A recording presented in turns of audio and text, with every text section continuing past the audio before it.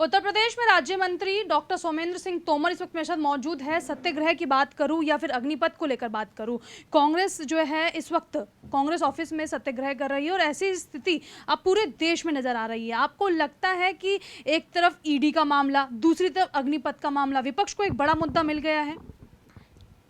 देखिए, मैं आपके माध्यम से बड़ी विनम्रता के साथ कहना चाहता हूँ, अपना हिंदुस्तान युवाओं का देश है और हमेशा देश के यशस्वी प्रधानमंत्री माननीय मोदी जी ने सभी वर्गों को ध्यान में रखते हुए हम ध्यान दें, इसी तरह से युवाओं के लिए भी एक अग्निपथ योजना के माध्यम से युवाओं का भविष्य उज्जवल हो और हमारा युवा अग्निपथ योजना के माध्यम से अपने करियर को संवार सके, इस योजना को लेकर आए।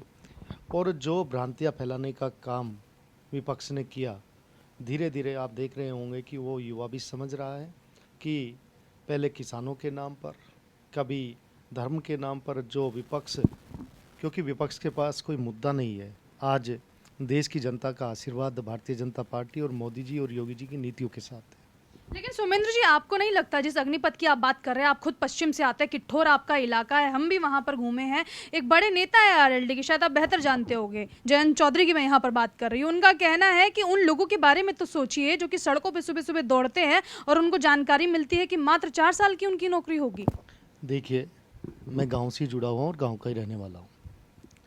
मैं जयंत जी के बारे में कोई टिप्पणी नहीं करना चाहता, लेकिन मैं इतना ज़रूर जानता हूं कि युवाओं के बारे में, गांव का युवा जिस उम्मीद और सपने के साथ तैयारी करता है, इस योजना के माध्यम से उन्हीं सपनों को पूरा करने का काम भारतीय जनता पार्टी की सरकार ने किया है।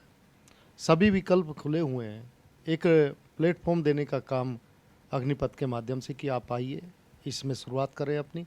इसके अलावा विकल्प खुले हुए हैं हम लोग की। आपको सोमेंद्र जी क्या लगता है, कांग्रेस का सड़कों पे आने की जो वजह है, क्या राहुल गांधी और सोनिया गांधी को ईडी का सम्मान है, ये बड़ी वजह है, या वाकई में ही अग्निपथ को लेकर बहुत ज्यादा संजीदगी दिखाते हुए नजर आ रहे हैं? देखिए, देश के प्रति उनकी सोच और देश को कितना आगे बढ़ाने की सोच उनकी है, सब लोग जानते हैं। आपने स्वयं ही जो बात कही है, मैंने कहा अपनी बौखलाहट युवाओं के कंधे पर वो इस तरह से हथियार रखकर उनका इस्तेमाल करना चाहते हैं, लेकिन हमारे देश का युवा बहुत समझदार है, सकारात्मक है। वो अब देख रहा है कि 2014 के बाद ये देश आगे बढ़ा है और देश का मान सम्मान आगे बढ़ा है।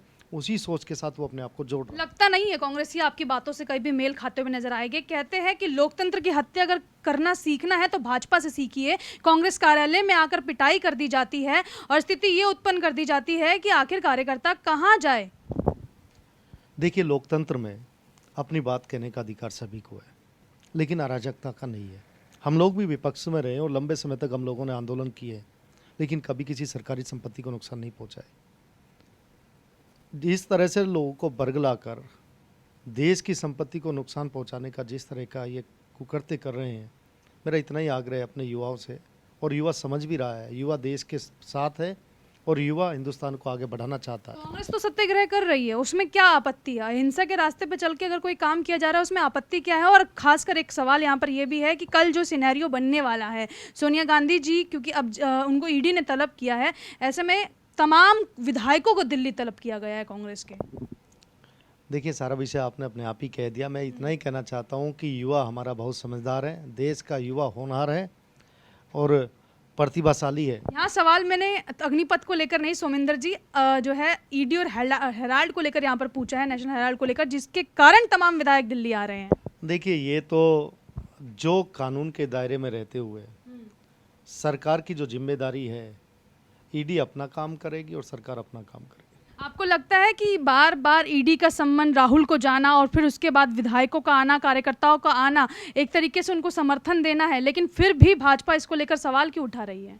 देखिए, मैंने कहा हमारा उद्देश्य देश के सामने सच्चाई आए और देश को आगे बढ़ाने के लिए जो भी किया जाएगा वो देश की सरकार काम करेगी उसमें। चलिए, तो सोमेंद्र सिंह तोमर को आप सुन रहे हैं, उत्तर प्रदेश से आते हैं, मंत्री भी हैं और ऐसे में कई सवालों से बचते हुए भी नजर आए, क्योंकि मामला यहाँ पर नेशनल हेराल्ड का है, मामला यहाँ पर ईडी का है और इस मामले से अभी भाजपा बोलने से डर रही है या फिर ये कह लीजिए कि बच रही है। और ऐसे में अब एक बड़ा आंदोलन होने की कवायद भी आगे बढ़ रही है जो कि कांग्रेस की तरफ से हो सकती है।